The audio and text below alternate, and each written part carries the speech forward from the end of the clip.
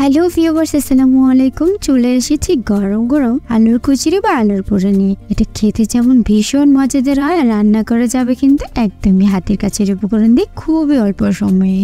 চায়ের সাথে বাবি খেলেন নাস্তায় জমে যাবে একদমই পুরোপুরি যদি বানিয়ে নেন এই রেসিপিটি। আর এর জন্য আমার এখানে লাগবে 1 কাপ ময়দা। কেউ চাইলে কিন্তু আটা দিয়ে কাজটি করে নিতে পারেন। তারপর সাথে আমি স্বাদ মতো কিছুটা লবণ দিয়ে দেবো আর দিয়ে দেবো 2 টেবিল চামচ তেল। এরপর আমি হাত দিয়ে খুব ভালোভাবে ময়দার সাথে এগুলোকে মিক্স করে নিচ্ছি।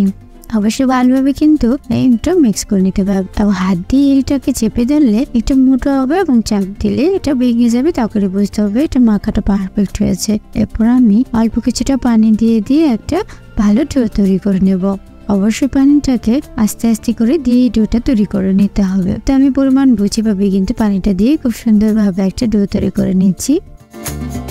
এভাবে কিন্তু আমি ডোটা তৈরি করে নিয়েছি। এবার আমি এই ডোটাকে রেস্টে রাখার জন্য উপরে কিছুটা তেল দিয়ে দিচ্ছি যেন এটা ড্রাই হয়ে না যায়। তারপর একটা ঢাকনা দিয়ে রেখে এটাকে আমি 20 মিনিট রেস্টে রেখে দেবো। আর অন্যদিকে আমি একটি প্যান বসিয়ে তাতে পর্যাপ্ত পরিমাণে কিছুটা তেল দিয়ে দিয়েছি আর দিয়ে দিচ্ছি অল্প কিছুটা রসুন কুচি। এবার নেড়ে চেড়ে আমি রসুনটাকে কিছুটা ব্রাউন কালার করে নিচ্ছি। তারপর দিয়ে দিচ্ছি 2টো পেঁয়াজ কুচি। তারপরে পেঁয়াজটাকে আমি ভালোভাবে ব্রাউন কালার করে নেবো ভেজে। তারপর দিয়ে দিব এখানে হাফ চামচের মতো 5 ফোড়ন, যেটা দিলে কিন্তু খুবই সুন্দর একটা ফ্লেভার আসবে। তারপর এখানে অল্প কিছুটা আমি পানি দিয়ে দিচ্ছি আর সাথে দিয়ে দিচ্ছি অল্প কিছুটা হলুদের গুঁড়ো এবং মরিচের গুঁড়ো। তারপর আমি এটাকে খুব ভালোভাবে নেড়ে চেড়ে মশলাগুলোকে কষিয়ে নিচ্ছি। তো দেখতে পাচ্ছেন মশলাগুলো কিন্তু অনেকটাই কষিয়ে এসেছে।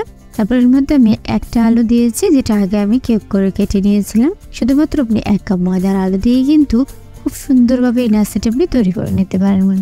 তো দেখতে পাচ্ছেন আমি কিন্তু মশলাগুলোর সাথে আলুগুলোকে খুব ভালোভাবে মিক্স করে নিচ্ছি। এর মধ্যে আমি একটা তেজপাতা চিড়ে দিয়েছি, খুবই সুন্দর এতে ফ্লেভার আসবে। তো আমি সবগুলোকেই কিন্তু ভালোভাবে নেড়ে চেড়ে মশলাগুলোর সাথে কষিয়ে নিচ্ছি। এরপর আমি এখানে হাফ কাপের মতো পানি দিয়ে দিচ্ছি, এতে করে আলুটা খুব সুন্দরভাবে সিদ্ধ হয়ে যাবে। তো আমি নেড়ে চেড়ে পানির সাথে কিন্তু আলুটাকে মিশিয়ে নিচ্ছি। এরপর একটা ঢাকনা দিয়ে ঢেকে আমি কিছুক্ষণ এটাকে জাল করে নিব, যতক্ষণ না পানিটা শুকিয়ে সিদ্ধ হয়ে যাচ্ছে। তারপর কিছুক্ষণ পর দেখতে পাচ্ছেন আমি আবারও নেড়ে চেড়ে নিচ্ছি। তারপর আমি এর মধ্যে 2টো কাঁচামরিচ কুচি দিয়ে দিয়েছি, এতে করে গ্রানটা খুবই সুন্দর হবে। দেখতে পাচ্ছেন পানিটা একদমই শুকিয়ে গেছে, আলুটা কিন্তু অনেকটাই মাখানো হয়েছে। তারপর এর মধ্যে আমি অল্প কিছুটা দিয়ে নেড়ে চেড়ে নিচ্ছি আর সবশেষ দিয়ে দিচ্ছি অল্প কিছুটা ধনিয়া পাতা কুচি। তো দেখতে পাচ্ছেন আমার এই পোরটা কিন্তু একদমই রেডি হয়ে গেছে। এবার আমি এটাকে তুলে নেব। আর অন্য পাশে আমি এবার ঢাকনাটা তুলে ডোটাকে নিয়ে নিচ্ছি। এতক্ষণে কিন্তু ডোটা অলরেডি সেট হয়ে গেছে, আপনারা দেখতে পাচ্ছেন। আমি আবারও কিছুটা মধ্যে নিয়েছি।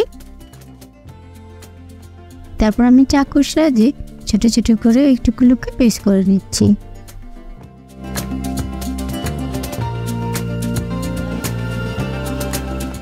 তারপর একটা ডোর পিস এখানে আমি নিয়ে নিচ্ছি আর এগুলোকে সুন্দর করে আমি অল্প কিছুটা বেলে নিচ্ছি। তারপর ছোট্ট একটা রুটি তৈরি করে এর মধ্যে আমি এই পোরটাকে দিয়ে দিচ্ছি। এবার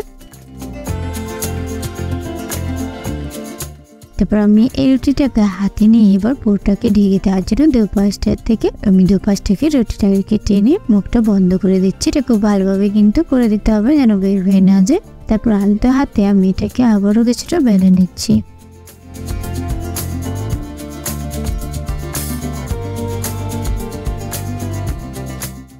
তো দেখতেই পাচ্ছ বন্ধুরা, এবার কিন্তু আমার এই কচুরি বা পুরিটা কিন্তু তৈরি হয়ে গেছে। আর অন্য পাশে আমি ফ্রাই করার জন্য চুলায় একটি প্যান বসিয়ে তাতে পর্যাপ্ত পরিমাণে আমি তেল দিয়ে দিচ্ছি। এবার তেলটাকে খুব ভালোভাবে গরম করে নিয়ে এর মধ্যে আমি এবার এই কচুরিগুলোকে দিয়ে দিচ্ছি। আর এগুলোকে অবশ্যই কিন্তু মিডিয়াম আঁচে ভাজতে হবে, না হলে পুড়ে যাবে।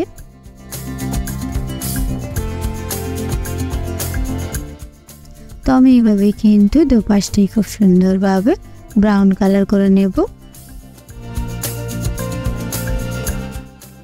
তো দেখতেই পাচ্ছ বন্ধুরা, অল্প কিছুক্ষণের মধ্যে কিন্তু দুপাশটা সুন্দর ব্রাউন কালার হয়ে গেছে। তখন আমি ছাঁকনি দিয়ে এগুলোকে তেল জড়িয়ে এবার তুলে নিচ্ছি। আমার এই কচুরিগুলো কিন্তু একদম রেডি। গরম গরম এগুলোকে এবার পরিবেশনের পালা। তো বন্ধুরা, সকালে কিংবা বিকালের নাস্তা কিংবা চায়ের সাথে ভীষণ ভালো লাগে কিন্তু খেতে, বা বাচ্চারাও টিফিন নিতে খুব পছন্দ করে। তো বন্ধুরা, আমি আশা করছি আমার আজকের রেসিপি তোমাদের ভালো লেগেছে। দেখা হবে তোমাদের সাথে আবার নতুন কোনো রেসিপি নিয়ে। সে পর্যন্ত অনেক বেশি ভালো থাকবে। আল্লাহ হাফেজ।